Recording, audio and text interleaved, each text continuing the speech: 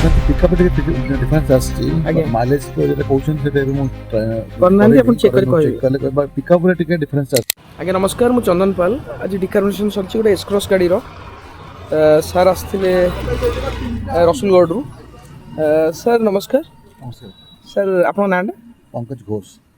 Before decarbonation and after decarbonation किछि difference feel कले difference pickup टिके डिफरेंस आछि माइलेज तो जेटा कहउछन सेटा मु करनांदी अपन चेक कर कहबे पिकअप रे टिके डिफरेंस आछि और स्मूथ लागुछि गाड़ी आगो जेमते आगु जेमते मो क्लास दउतली आज्ञा जेटाटा ए हाफ देले सेटा पिकअप टा बेसी नउछि आगो किछि फील कले स्मूथनेस तो पिकअप टा भलो अछि स्मूथनेस और माइलेज टा जाना पड़िबो आफ्टर 1 month 15 days ओके ठीक अछि मते कॉल करी जणाइबे किछि डिफरेंस फील कले okay thank you so much.